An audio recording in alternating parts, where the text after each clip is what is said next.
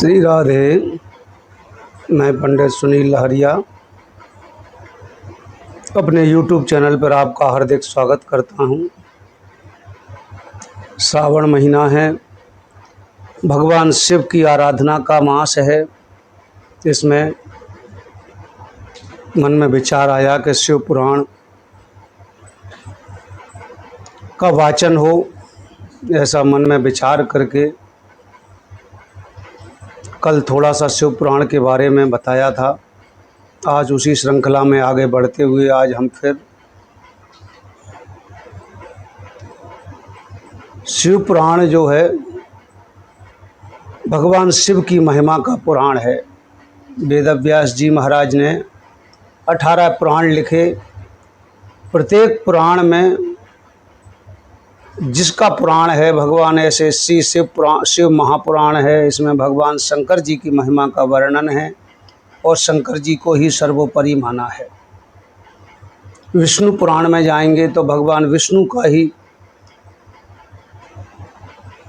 को ही सर्वोपरि माना है और उन्हीं की महिमा का वर्णन है। श्रीमद् भागवत जी में जाएंगे तो भगवान श्री कृष्ण की महिमा का वर्णन है। इसी प्रकार अन्यान्य पुराण हैं, उन सब में उन्हीं देवताओं को सर्वोपरि माना है। कलयुग में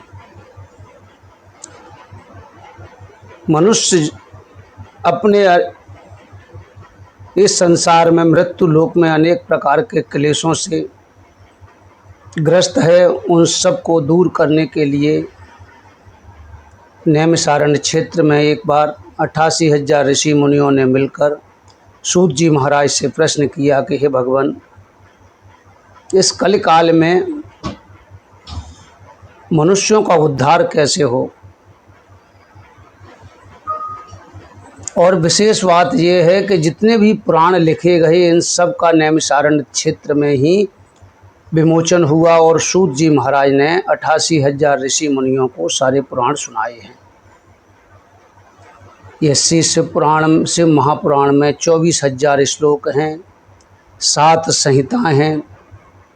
उन्हीं संहिताओं में इन सारे पुराण की व्याख्या की गई है। शंकर जी की महिमा का वर्णन गाया गया है। इसी में विंध्येश्वर संहिता, रुद्र संहिता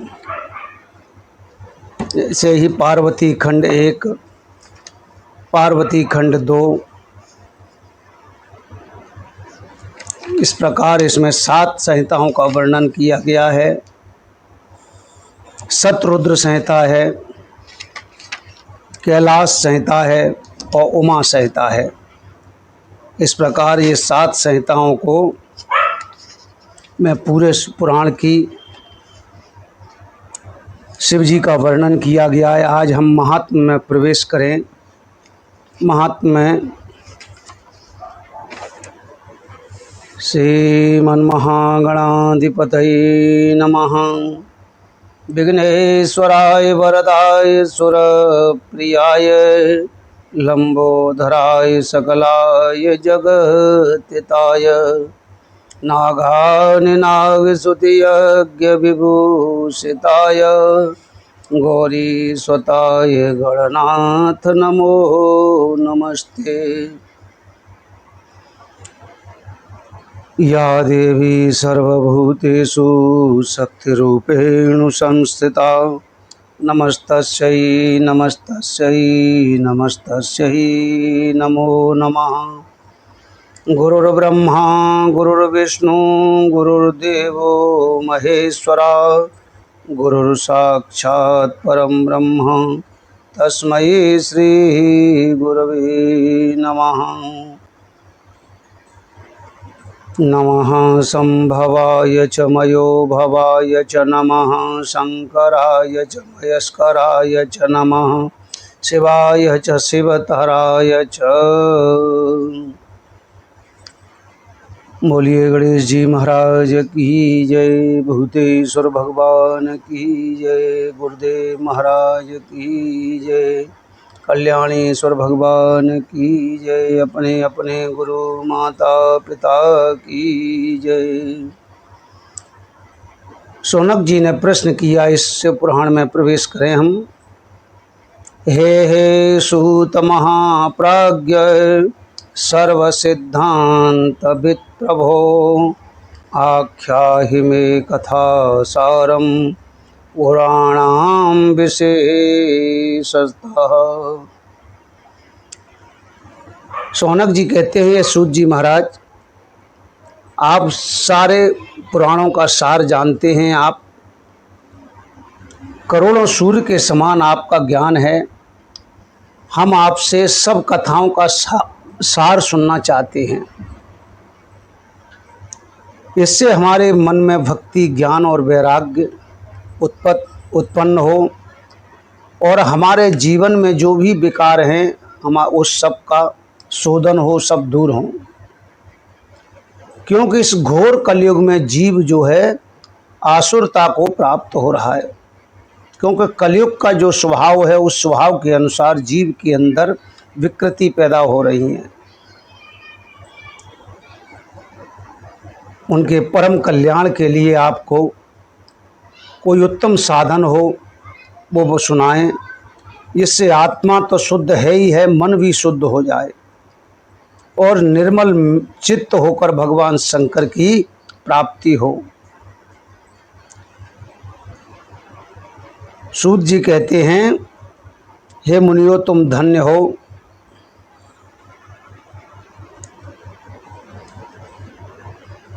जो कथा श्रवण करने में तुम्हारी प्रीति है, बुद्धि के विचार करके तुम्हें उस शास्त्र को मैं कहता हूँ। शिव का नाम ही कल्याण है। भगवान शिव को कल्याण स्वरूप माना गया है और वह सबको संतोष देने वाला है और परम दिव्य प्रदान करने वाला है। शिव पुराण है, शिव जी ने स्वयं ने कहा है ये पुराण को, और इस कलयुग में सनत कुमार मुनियों ने उपदेश में व्यास जी ने इनको संक्षेप में सुनाया है।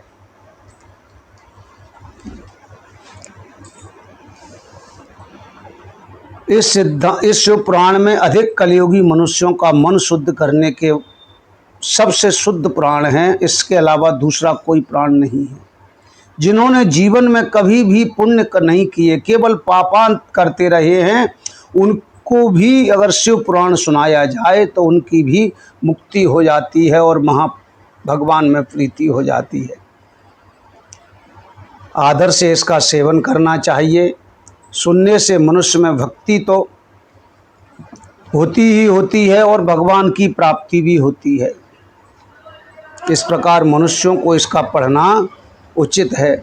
कामनाओं की प्राप्ति करने वाला है। शिव पुराण सुनने से मनुष्य पाप रहित हो जाता है और अनेक जन्मों में सुख भोग कर वह शिवलोक को जाता है।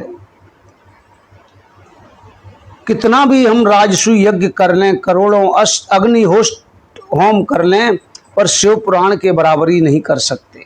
इसके श्रवण मात्र से सारे पाप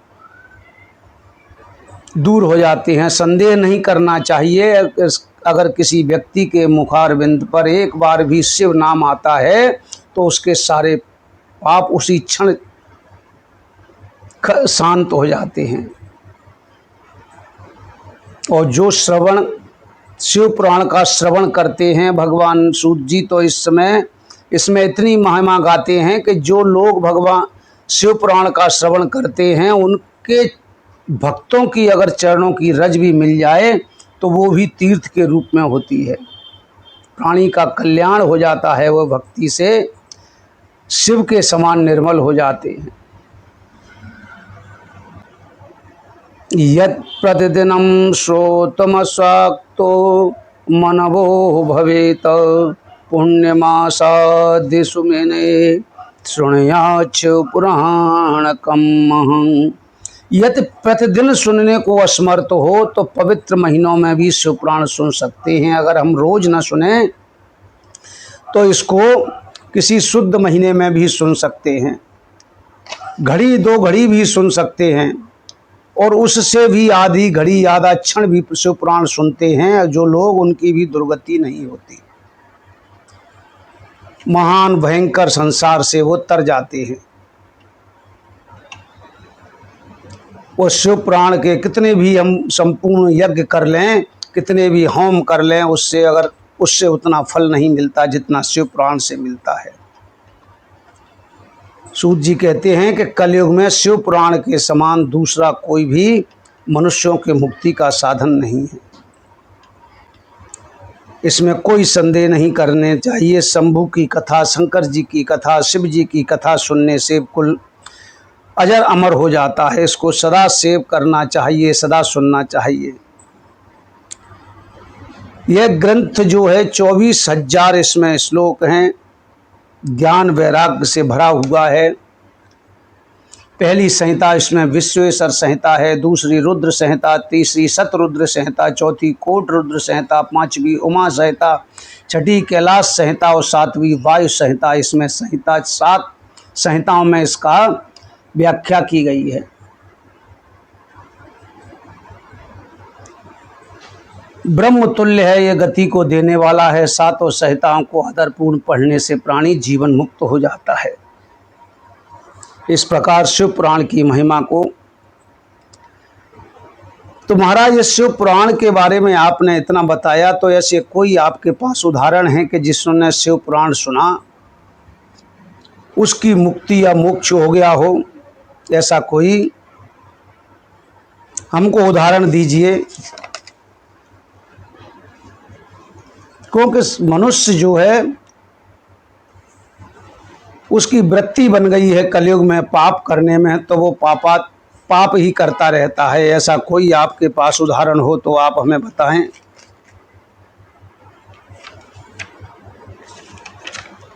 तो उन्होंने 2 उदाहरण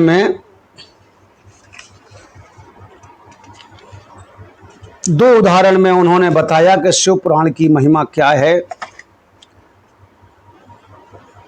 आसीत किरात नगरे ब्राह्मणो ज्ञान दुर्बल देवराजति ख्यातो विश्वस्त जनक वंचक। एक किरात नगर में एक देवराज नाम का ब्राह्मण रहता था। वह ज्ञान में भी दुर्लभ था, क्योंकि ज्ञान में दुर्लभ ब्राह्मण को नहीं होना चाहिए। ब्राह्मण का काम है कि उसको ज्ञान अर्जित करते रहना चाहिए। शरीर से भी दुर्बल हो तो कोई बात नहीं है, परंतु ज्ञान दुर्बल नहीं होना चाहिए। उसका देवराज जो ब्राह्मण था, उसका काम था कि अपने लोगों को ही वो ठगता था, अधर्म से धन कमाता था, किंतु धर्म में उसका थोड़ा भी धन नहीं लगाता था। एक बार की बात है, वह तालाब पर नहाने के लिए गया। वहाँ उसने एक वेश्या को देखा, उसका नाम था शोभावती। देखते ही उससे मन उसका आकर्षित हो गया और उसी शोभावती वेश्या को उसने विवाह कर लिया और अपनी पत्नी और अपने माता पिता और बच्चों को छोड़कर उसी वेश्या के साथ रहने लगा। और एक दिन उस वेश्या के कहने पर वो अपने माता पिता और पत्नी की सबकी हत्या कर दी और सारा घर का धन ले जाकर उस वेश्या को उसने दे दिया। शोभावती के साथ ही मांस मदिरा भक्ष भक्ष वो खाने लगा और एक ही थाली में भोजन करने लगा। एक दिन की बात है, वह घूमता घूमता प्रतिष्ठानपुर, जिसको आज वर्तमान में प्रयागराज कहते हैं, वहाँ पहुँचा। उसे एक शंकर जी का मंदिर शिवालय देखा। वहाँ बहुत से साधु संत एकत्रित थे। मंदिर में रुक गया। रात्रि के समय उसका स्वास्थ्य खराब था, बहुत तेज उसको ज्वर था। वो मंदिर में ही बना रहा और शिव पुराण की कथा को न चाहते हुए भी उसने सुनता रहा। और उसके बाद 1 महीने बाद उसकी मृत्यु हो गई। यमराज के दूत आए और उसको यम पास में बांधकर यमलोक को ले गए। और भगवान शिव के पार्षदों ने आकर यमपुरी आ गए और वो गोरे थे, गौर वर्ण के थे। यमराज के दूतों से उनका देवराज समामोच्च विमाने परमाधुते उपवेश्यदा दूता कैलाश गंत मुहुत्सुका। यमराज के दूतों से उनका विवाद हुआ और शंकर के दूत उनको अपने उनके चंगुल से छुड़ाकर अपने लोक में विमान पर बिठा कर ले गए। शिवपुराण की कथा इतनी पवित्र है कि इसके सुनने से बड़े बड़े पापी भी मुक्त हो जाते हैं, अधिकारी बन जाते हैं। धन्या शिवपुराणस्य कथा परम पावनी, यस्या श्रवण मात्रेण पापीयानपि मुक्तिभाकः। जिस देवराज के धन के लोभ में अपने लोगों की ही हत्या कर दी, अपने परिवार के लोगों की हत्या कर दी, अपने माता पिता को मार दिया और वेश्या के साथ रहने लगा, भक्त शवक्ष खाने लगा, वह भी कैलाश का अधिकारी हो गया। इस प्रकार शिव पुराण की महिमा है। आज का यहीं विश्राम करेंगे, कल इसके दूसरे प्रसंग के बारे में हम चर्चा करेंगे। तब तक के लिए सभी को राधे राधे। ओम नमः शिवाय।